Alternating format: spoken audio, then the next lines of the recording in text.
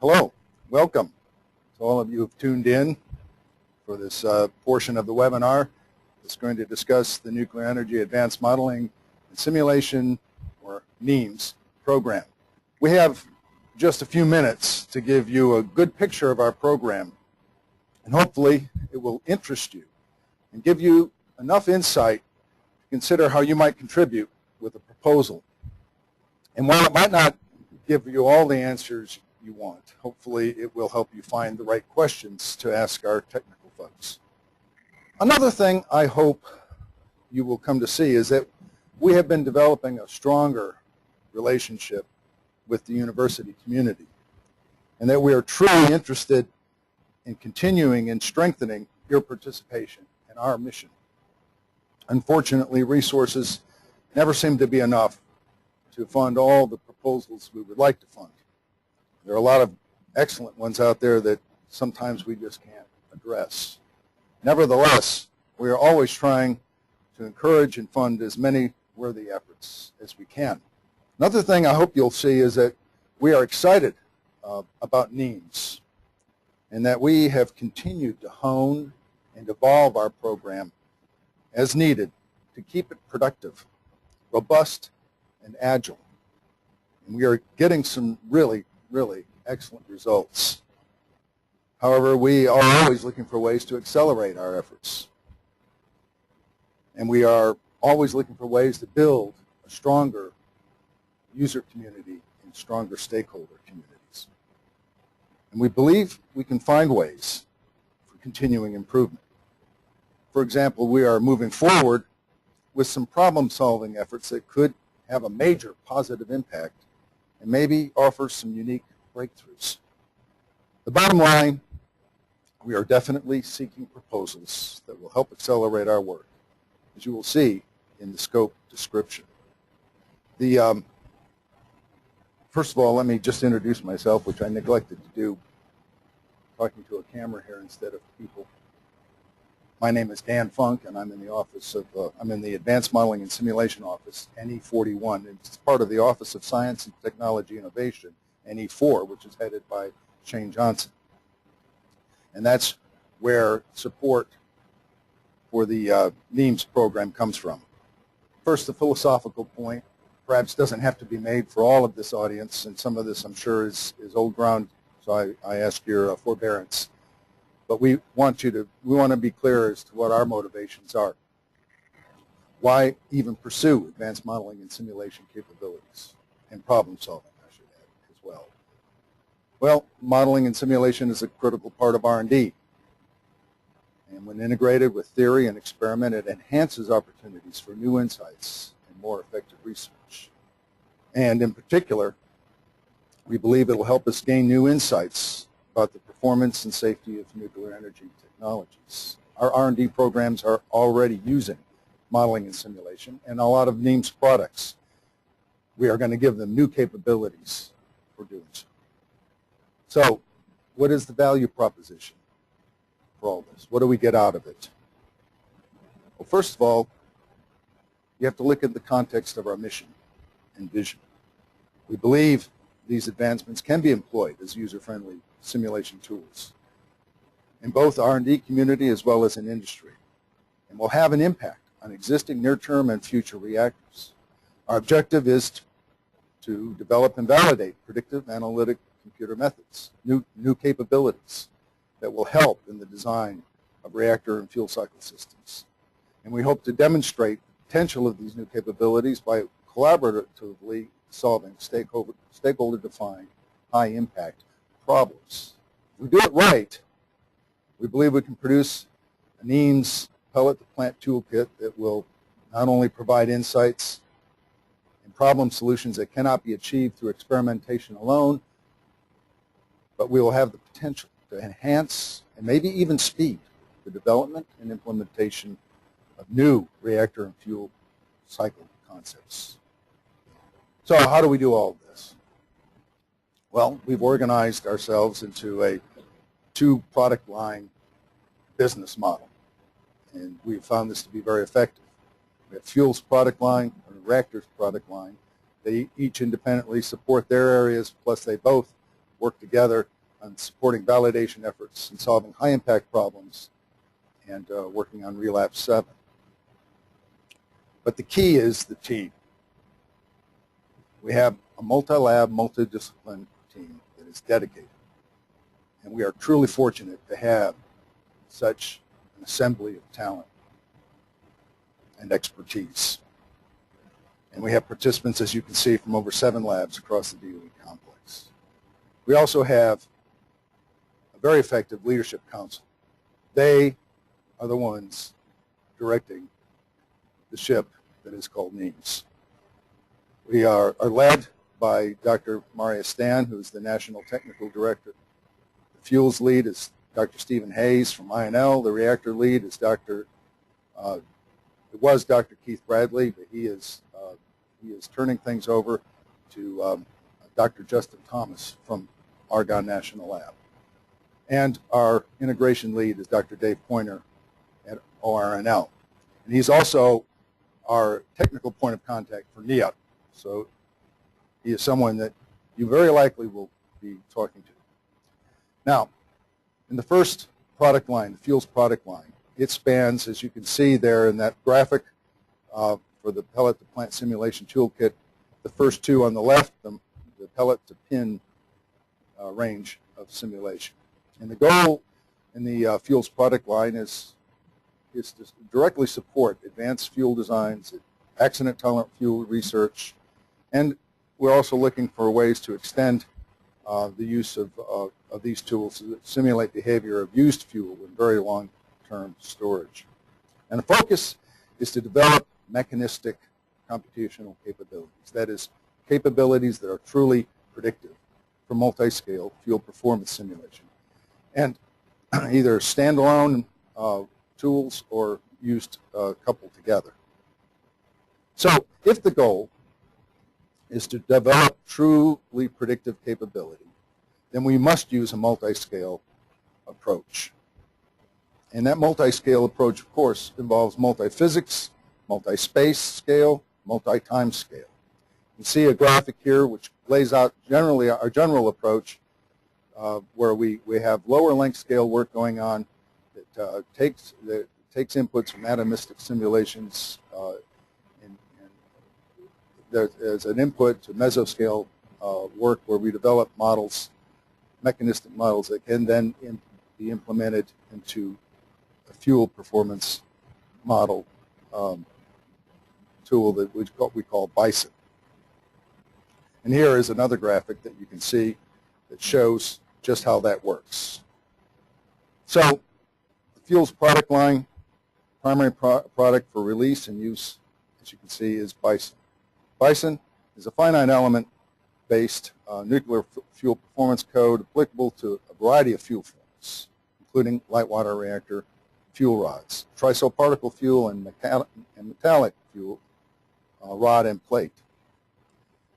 It solves fully coupled equations of thermomechanics and species diffusion for 1D spherically symmetric, 2D asymmetric, or 3D geometries. Fuel models are included to describe temperature and burn-up dependent thermal properties, fission product swelling, densification, thermal and irradiation creep, fracture, and fission gas production and release. Plasticity, irradiation growth, and thermal and irradiation creep models are implemented for the clad materials. Models are also available to simulate gap heat transfer, mechanical contact, and the evolution of the gap plenum pressure with plenum volume, gas temperature, and fission gas addition.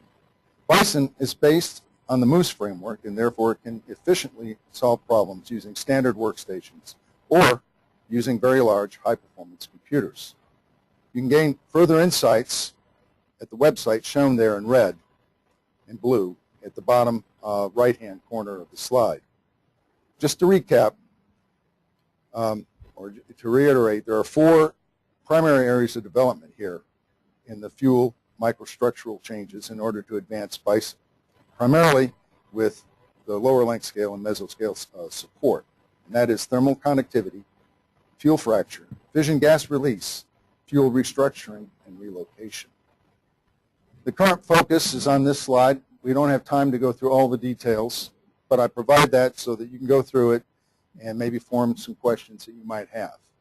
One of the interesting things I'd like to point out on this slide is the spent fuel demonstration, which is something we're pursuing, quote unquote, at risk, hoping that it will be something that is fruitful to other larger R&D efforts. And you might find some interest in that.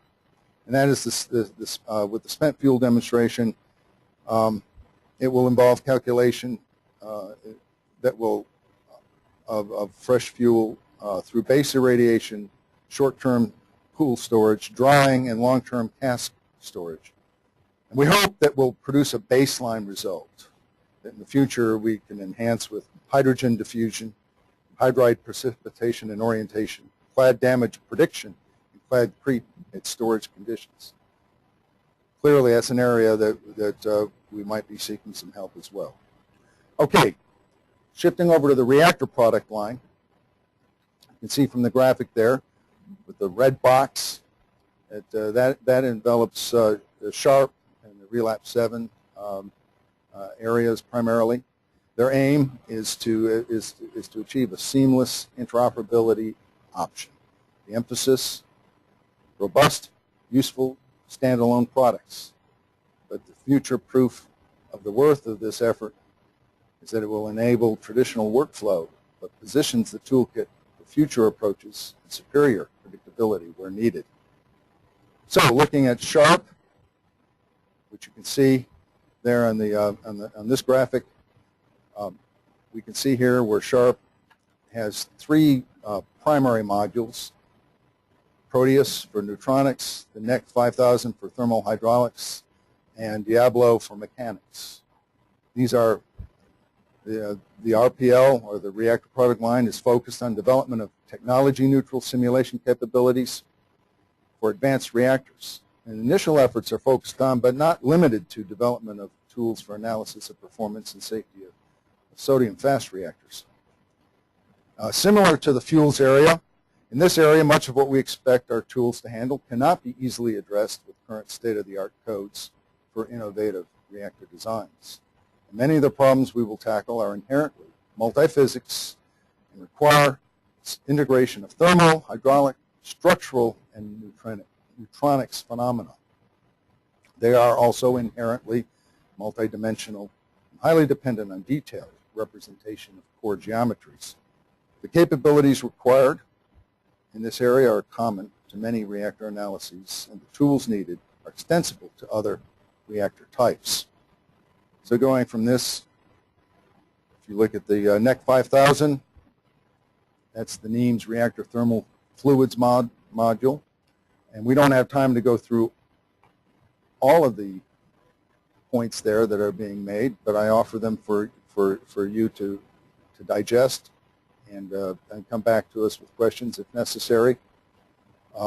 You'll see there also that it's open source and it's available for download at the website, the URL that's in red.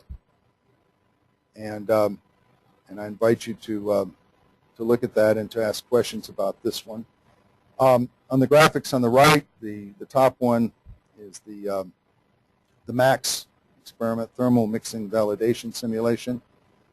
The middle one is a graphic from the spacer grid validation simulation, and the bottom one is a pebble bed validation simulation. So these aren't just pretty pictures; they are emblematic of some of the very good work that's going on. Now, the next module, the SHARP's neutronics module, is based on the Proteus suite, and the Proteus serves as the foundation and provides a complete neutronics analysis capability, including three-dimensional transport solvers, cross-section processing, reactor kinetics, and depletion.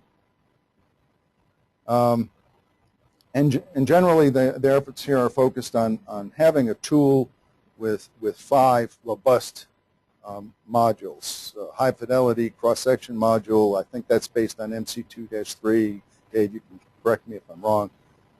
There's subgroup cross-section module.